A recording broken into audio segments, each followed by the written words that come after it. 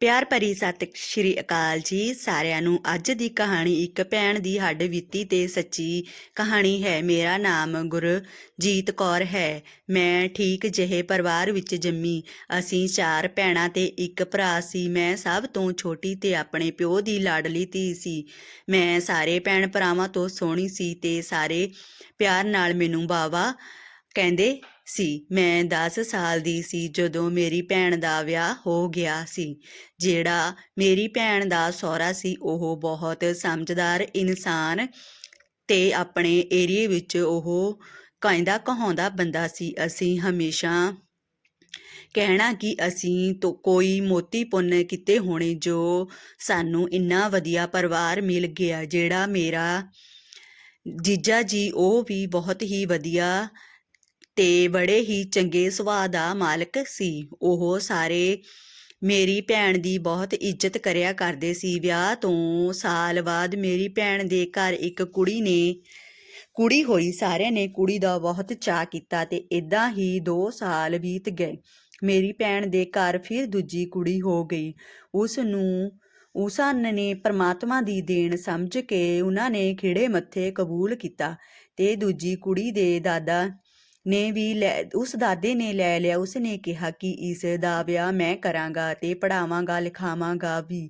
ਫਿਰ ਕੁਝ ਟਾਈਮ ਪਿਆ। ਜਿਵੇਂ ਸਾਰਿਆਂ ਦੇ ਮਨ ਵਿੱਚ ਮੁੰਡੇ ਦੀ ਖਵਾਇਸ਼ ਹੁੰਦੀ ਹੈ, ਮੇਰੀ ਭੈਣ ਦੇ ਮਨ ਵਿੱਚ ਵੀ ਮੁੰਡੇ ਦੀ ਖਵਾਇਸ਼ ਸੀ। ਉਸਨੇ ਤੀਸਰੀ ਚਾਂਸ ਲੈ ਲਿਆ ਤੇ ਮੇਰੀ ਭੈਣ ਦੇ ਘਰ ਤੀਜਾ ਬੱਚਾ ਕੁੜੀ ਹੋਈ। ਤੇ ਜਦੋਂ ਮੇਰੀ ਭੈਣ ਨੂੰ ਕੁੜੀ ਦਾ ਪਤਾ ਲੱਗਾ ਤਾਂ ਮੇਰੀ ਭੈਣ ਨੇ ਹੌਂਕਾ ਲੈ ਲਿਆ। ਹੌਂਕੇ ਲੈਣ ਨਾਲ ਮੇਰੀ ਭੈਣ ਦੀ ਮੌਕੇ ਤੇ ਹੀ ਮੌਤ ਹੋ ਗਈ।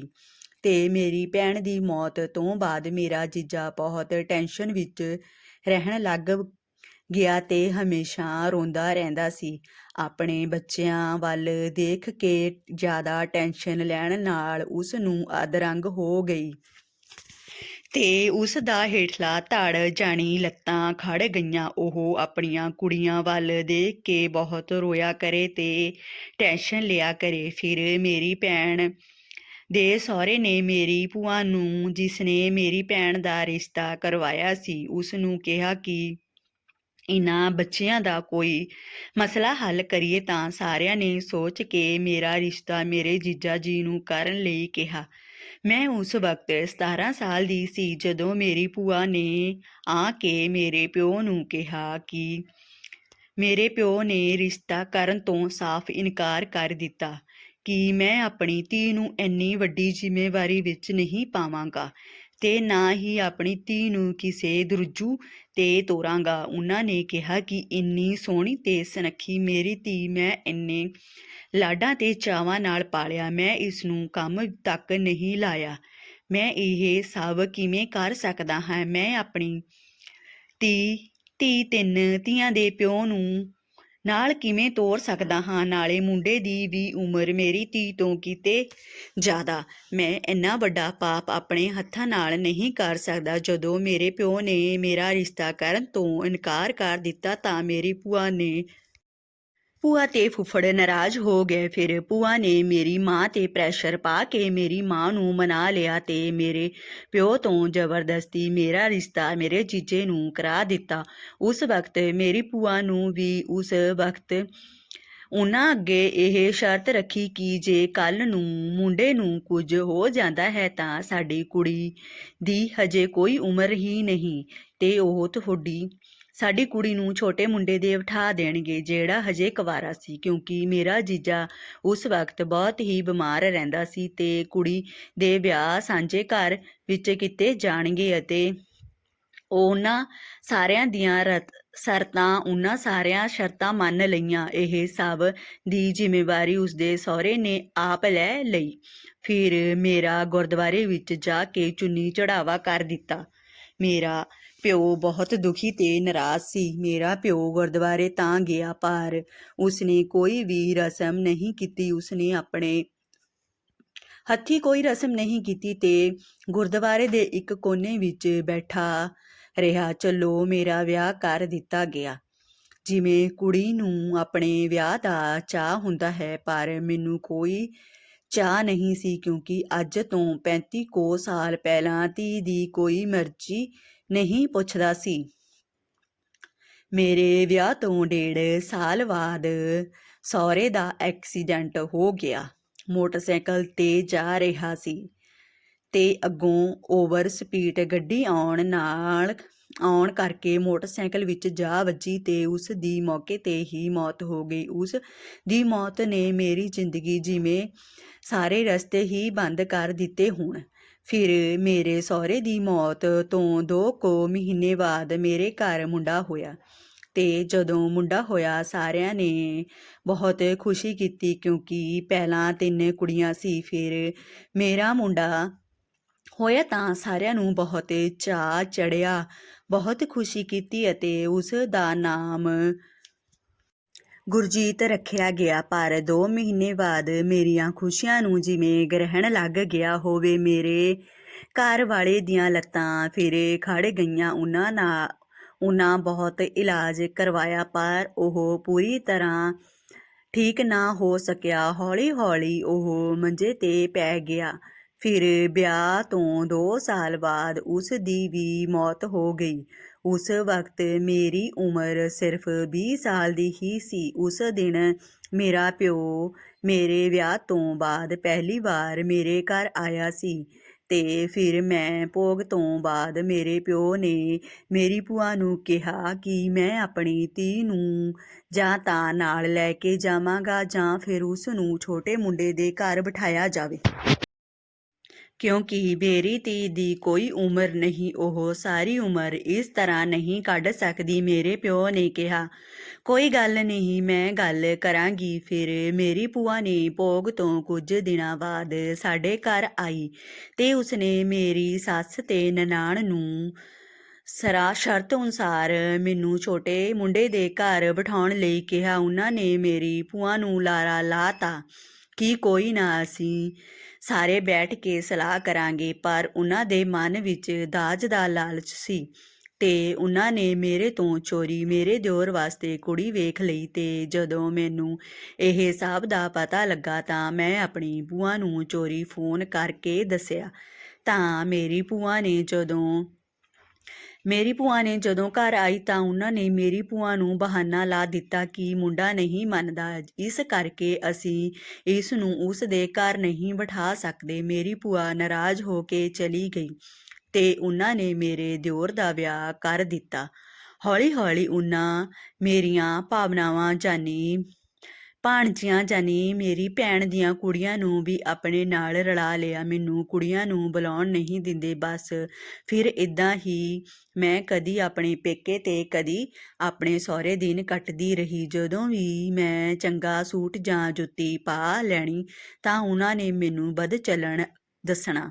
ਮੈਂ ਆਪਣੇ ਦਿਓਰ ਤੋਂ ਕੋਈ ਚੀਜ਼ ਮੰਗਵਾਉਣੀ ਤਾਂ ਉਹਨਾਂ ਨੇ ਮੇਰੀਆਂ ਦਰਾਣੀਆਂ ਨੇ ਮੇਰੇ ਦਿਓਰ ਨਾਲ ਹੀ ਗਲਤ ਸਮਝ ਲੈਣਾ।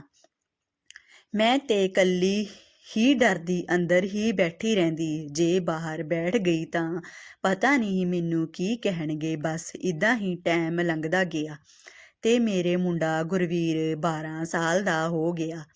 ਪਰ ਫਿਰ ਵੀ ਮੇਰਾ ਕਿਸੇ ਨੂੰ ਖਹਿੜਾ ਨਹੀਂ ਛੱਡਿਆ। ਜਦੋਂ ਮੈਨੂੰ ਸਾਰਿਆਂ ਨੇ ਬਹੁਤ ਤੰਗ ਪਰੇਸ਼ਾਨ ਕੀਤਾ ਤਾਂ ਮੈਂ ਸਾਂਝੇ ਰਿਸ਼ਤੇਦਾਰ ਇਕੱਠੇ ਕੀਤੇ। ਰਿਸ਼ਤੇਦਾਰ ਆਏ ਤੇ ਮੈਨੂੰ ਅੱਡ ਕਰਕੇ ਗਏ। ਮੈਨੂੰ ਘਰ ਵਿੱਚ ਇੱਕ ਕਮਰਾ ਦੇ ਦਿੱਤਾ ਤੇ ਬਾਹਰ 2 ਕਿੱਲੇ ਜ਼ਮੀਨ ਦੇ ਦਿੱਤੀ। ਫਿਰ ਮੇਰਾ ਭਰਾ ਮੈਨੂੰ ਇੱਕ ਮੱਝ ਦੇ ਗਿਆ। ਕੁਝ ਟਾਈਮ ਤਾਂ ਮੱਝ ਵਾਸਤੇ ਮੇਰਾ ਦਿਓਰ ਪੱਠੇ ਵੱਢ ਕੇ ਲਿਆ ਕੇ ਕੁਤਰ ਦਿੰਦਾ ਸੀ, ਕਿਉਂਕਿ ਮੈਨੂੰ ਪੱਠੇ ਨਾ ਤਾਂ ਵੱਢਣੇ ਆਉਂਦੇ ਸੀ ਤੇ ਨਾ ਹੀ ਕੁਤਰਨੇ ਆਉਂਦੇ ਸੀ ਤੇ ਗੁਰਵੀਰ ਵੀ ਹਜੇ ਬਹੁਤ ਛੋਟਾ ਹੀ ਸੀ। ਪਰ ਮੇਰੀ ਦਰਾਣੀ ਨੇ ਉਸ ਨੂੰ ਇਹ ਸਭ ਕਰਨ ਤੋਂ ਰੋਕ ਲਿਆ। ਫਿਰ ਮੈਂ ਆਪਣੇ ਪੱਠੇ ਵੱਢ ਕੇ ਲਿਆਉਣੇ ਤੇ ਪੁੱਤਰ ਨੇ ਹੌਲੀ-ਹੌਲੀ ਗੁਰਵੀਰ ਪੱਠੇ ਵੱਢਣ ਲੱਗ ਗਿਆ ਤੇ ਕੁਤਰਨ ਲੱਗ ਗਿਆ। ਇੱਕ ਦਿਨ ਗੁਰਵੀਰ ਪੱਠੇ ਕੁਤਰ ਰਿਹਾ ਸੀ, ਉਸ ਦਾ ਹੱਥ ਟੋਕੇ ਵਿੱਚ ਆ ਗਿਆ। ਮੈਂ ਕੋਲ ਖੜੀ ਸੀ ਤੇ ਮੈਂ ਭੱਜ ਕੇ ਟੋਕਾ ਬੰਦ ਕਰ ਦਿੱਤਾ, ਪਰ ਉਦੋਂ ਤੱਕ ਉਸ ਦਾ ਹੱਥ ਅੱਧਾ ਵੱਟ ਗਿਆ ਸੀ। ਤੇ ਮੈਂ ਦੇਖਿਆ ਤਾਂ ਮੈਨੂੰ ਕੁਝ ਵੀ ਸਮਝ ਨਹੀਂ ਆ ਰਿਹਾ ਸੀ, ਇਹ ਕੀ ਹੋ ਗਿਆ। ਮੇਰਾ ਤਾਂ ਜਿਵੇਂ ਸਰੀਰ ਸੁੰਨ ਹੋ ਗਿਆ ਹੋਵੇ। ਮੈਨੂੰ ਐਂ ਲੱਗਿਆ ਜਿਵੇਂ ਮੇਰੇ ਤੋਂ ਦੁੱਖਾਂ ਦਾ ਪਹਾੜ ਹੀ ਡਿੱਗ ਗਿਆ ਹੋਵੇ। ਮੈਂ ਬਹੁਤ ਦੁਖੀ ਹੋਈ, ਰੋਈ ਤੇ ਰੱਬ ਨੂੰ ਬਹੁਤ ਤਾਨੇ ਦਿੱਤੇ, ਪਰ ਰੱਬ ਦੀ ਮਰਜ਼ੀ ਅੱਗੇ ਮੇਰਾ ਕੋਈ ਜ਼ੋਰ ਨਹੀਂ ਸੀ। ਤੇ ਫਿਰ ਇਸ ਗੱਲ ਦਾ ਮੇਰੇ ਪਿਓ ਨੂੰ ਪਤਾ ਲੱਗਾ ਤਾਂ ਉਸ ਨੇ ਦਿਨ ਹੀ ਮੇਰੇ ਕੋਲ ਆ ਗਿਆ। ਉਸ ਦਿਨ ਮੇਰਾ ਪਿਓ ਦੂਜੀ ਵਾਰ ਮੇਰੇ ਘਰ ਆਇਆ ਤੇ ਜਦੋਂ ਮੇਰਾ ਪਿਓ ਘਰ ਆਇਆ ਤਾਂ ਮੈਂ ਉਸ ਦੇ ਗਲ ਲੱਗ ਕੇ ਬਹੁਤ ਰੋਈ। ਮੇਰੇ ਪਿਓ ਦੀਆਂ ਮੈਨੂੰ ਦੇਖ ਕੇ ਤਾਹਾਂ ਨਿਕਲ ਗਈਆਂ। ਮੇਰੇ ਪਿਓ ਨੇ ਸਾਨੂੰ ਆਪਣੇ ਨਾਲ ਜਾਣ ਲਈ ਕਿਹਾ, ਪਰ ਮੈਂ ਜਾਣ ਤੋਂ ਸਾਫ਼ ਮਨ੍ਹਾ ਕਰ ਦਿੱਤਾ, ਕਿਉਂਕਿ ਮੈਂ ਆਪਣੇ ਗੁਰਵੀਰ ਨੂੰ ਛੱਡ ਕੇ ਕਿਤੇ ਨਹੀਂ ਜਾਣਾ ਚਾਹੁੰਦੀ ਸੀ। ਤੇ ਜੇ ਮੈਂ ਨਾਲ ਲੈ ਕੇ ਜਾਂਦੀ ਤਾਂ ਮੈਨੂੰ ਆਪਣੇ ਮੁੰਡੇ ਦਾ ਭਵਿੱਖ ਨਜ਼ਰ ਆਉਂਦਾ ਸੀ। ਜੇ ਮੈਂ ਪੇਕੇ ਚਲੀ ਜਾਂਦੀ ਤਾਂ ਉਹ ਸਾਰੀ ਜ਼ਮੀਨ ਆਪਣੇ ਨਾਂ ਕਰ ਲੈਂਦੇ। ਇਸ ਲਈ ਮੈਂ ਨਹੀਂ ਗਈ ਤੇ ਮੇਰਾ ਪਿਓ ਰੋਂਦਾ ਰੋਂਦਾ ਹੀ ਮੇਰੇ ਘਰੋਂ ਚਲਾ ਗਿਆ। ਫਿਰ ਉਹਨੇ ਕੁੜੀਆਂ ਦੇ ਵਿਆਹ ਕਰਨ ਤੋਂ ਵੀ ਇਨਕਾਰ ਕਰ ਦਿੱਤਾ। ਫਿਰ ਮੈਂ ਹੌਲੀ ਹੌਲੀ ਚੰਗੇ ਘਰ ਵੇਖ ਕੇ ਆਪਣੀਆਂ ਕੁੜੀਆਂ ਵਿਆਹੀਆਂ ਤੇ ਆਪਣਾ ਵਧੀਆ ਘਰ ਬਣਾਇਆ ਤੇ ਮੁੰਡੇ ਨੂੰ ਵੀ ਵਧੀਆ ਪੜ੍ਹਾ ਕੇ ਸਰਕਾਰੀ ਨੌਕਰੀ ਤੇ ਲਵਾਇਆ।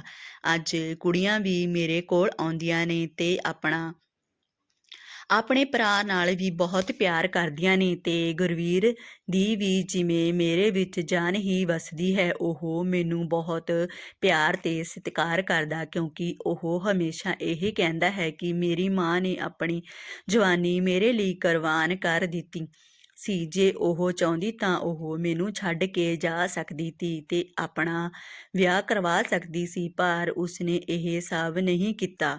ਉਹ ਹਮੇਸ਼ਾ ਸਵੇਰੇ ਉੱਠ ਕੇ ਮੇਰੇ ਪੈਰੀਂ ਹੱਥ ਲਗਾਉਂਦਾ ਤੇ ਮੈਂ ਰਾਤ ਨੂੰ ਮੈਨੂੰ ਘੁੱਟ ਕੇ ਜੱਫੀ ਪਾ ਕੇ ਸੌਂਦਾ ਤੇ ਮੇਰੇ ਸਾਰੇ ਦਿਨ ਦੀ ਜਿਵੇਂ ਟੈਨਸ਼ਨ ਹੀ ਦੂਰ ਹੋ ਜਾਂਦੀ। ਪਰ ਮੇਰੇ ਪਿਓ ਨੇ ਮੇਰੀ ਭੂਆ ਨੂੰ ਅੱਜ ਤੱਕ ਨਹੀਂ ਬੁਲਾਇਆ, ਕਿਉਂਕਿ ਮੇਰੀ ਮਾੜੀ ਕਿਸਮਤ ਦਾ ਕਸੂਰਵਾਰ ਮੇਰੀ ਭੂਆ ਨੂੰ ਹੀ ਸਮਝਦਾ ਹੈ।